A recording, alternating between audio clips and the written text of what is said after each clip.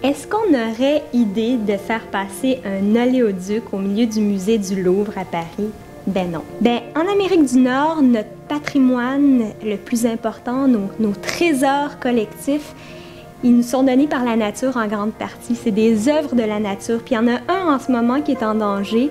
C'est dans la région du Grand Ours, au nord de la Colombie-Britannique. La compagnie Enbridge veut passer un oléoduc long de 1170 km. C'est à peu près l'équivalent de la distance qui sépare Montréal de Chicago ou Paris de Vienne, pour vous donner idée de l'envergure. Ça comprend aussi la création d'un port à Kitimat.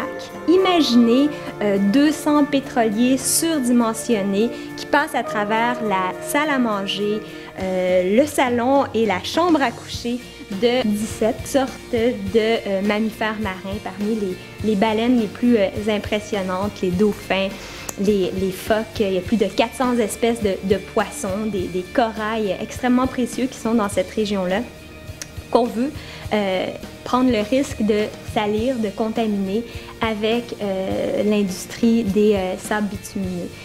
On a d'autres choix, d'autres possibilités.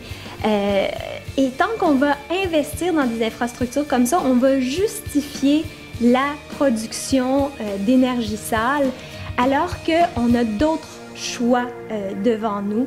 Je pense qu'on doit dire non à un tel projet d'oléoduc et de port, comme on doit dire non à l'exploitation des gaz de schiste et même à leur exploration et ce qui est en train de se passer aussi sur les côtes de la Gaspésie en termes d'exploration pétrolière. Tout ça, c'est le même vieux paradigme des énergies sales. L'économie de demain, les énergies de demain, ce sera des énergies qui sont renouvelables. Donc, on a tout intérêt à faire ces choix-là, mais ça implique aussi de dire non à certaines choses. Alors, bien que ça ait l'air d'être un combat de David contre Goliath, l'histoire nous apprend que les citoyens, quand ils s'unissent pour une cause, parviennent à les gagner. Je pense que dans ce cas-là, on a tout intérêt à s'unir d'un océan à l'autre contre les énergies sales et notamment contre ce projet-là d'Enbridge. Donc, je vous invite à aller sur le site du WWF.